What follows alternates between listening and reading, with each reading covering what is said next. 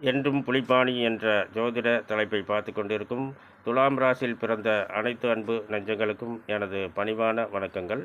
இன்றைய பதிவில் பார்த்திங்கன்னா, வர இருக்கும் ஆனி மாதத்தின் கிரக நிலைகளும் அதன் பலன்களையும் இப்போது துலாம் ராசியில் பிறந்தவர்களுக்கு பார்க்கலாங்க. துலாம் ராசியில் பிறந்தவர்களுக்கு பார்த்திங்கன்னா, உங்களுடைய ராசி அதிபதி சுக்கிர பகவான்.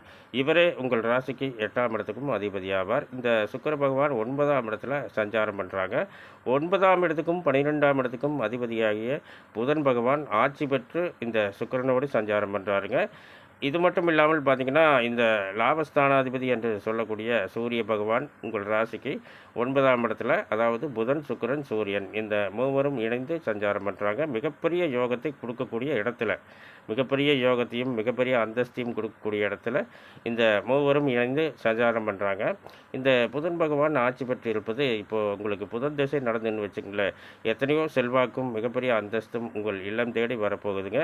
அடுத்ததாக பார்த்திங்கன்னா, 2ஆம் இடத்துக்கும் 7ஆம் இடத்துக்கும் அதிபதியாகிய நிலமகன் என்று சொல்லக்கூடிய செவ்வாய் பகவான் உங்கள் ராசியை பார்க்குறாருங்க. செவ்வாய் திசை இப்போ நடந்ததுன்னா எத்தனையோ இடம் வாங்குவீங்க, வீடு கட்டுவீங்க, கிரக பிரவேசம் பண்ணுவீங்க. அது மட்டும் இல்லாமல் நல்ல நல்ல வண்டி வாகனங்கள் கூட வாங்குவீங்க இந்த ஆனி மாதத்தில். அடுத்ததாக பார்த்திங்கன்னா, 3ஆம் இடத்துக்கும் 6ஆம் இடத்துக்கும் அதிபதியாகிய குரு பகவான் 8ஆம் இடத்துல சஞ்சாரம் பண்ணுறாருங்க. 2ஆம் இடத்தை பார்க்குறாருங்க.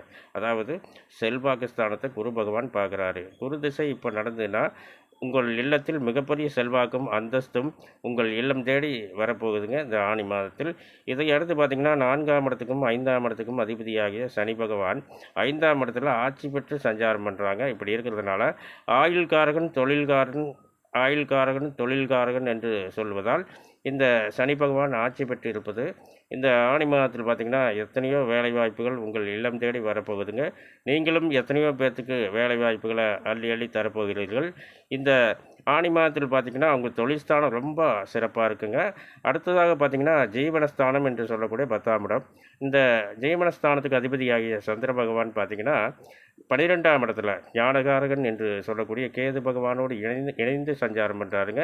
இந்த கேது பகவானும் சந்திர பகவான் 6ஆம் இடத்தை பார்க்குறாருங்க. இந்த 6ஆம் இடத்துல ராகு பகவான் இருக்கிறாருங்க. இந்த ராகு பகவான் பார்த்திங்கன்னா 12ஆம் இடத்தை பார்க்குறாருங்க.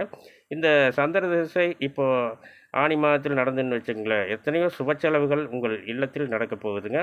திருமண வயதில் இருக்கும் இந்த துலாம் ராசியில் பிறந்தவர்களுக்கு இதுவரை திருமணம் தாமதம் ஏற்பட்டு கொண்டிருந்தால் இந்த ஆனி மாதத்தில் நல்ல நல்ல வரன்கள் உங்கள் இல்லம் தேடி வரப்போகுதுங்க. நல்ல மன வாழ்க்கை அமையப்போகுதுங்க. இது மட்டும் இல்லாமல் இன்னும் எத்தனையோ நல்ல பலன்கள் நடக்கப் போகுதுங்க இந்த ஆனி மாதத்தில். மேலும் இந்த துலாம் ராசியில் பிறந்தவர்கள் அனைவரும் எல்லா செல்வங்களையும் பெற்று நலமோடு வாழ வேண்டும் என்று அந்த ஆண்டவனை வணங்கி வாழ்த்துகின்றேன். மேலும் இந்த பதிவை பார்த்து கொண்டிருக்கும் அனைவரும் எனக்கு மிகப்பெரிய ஆதரவை தருவீர்கள் என்று நம்புகின்றேன். மேலும் விவரங்கள் அறிய என்றும் புலிப்பாணி என்ற ஜோதிட தலைப்பை பாருங்கள். நன்றி, வணக்கம், வாழ்த்துக்கள்.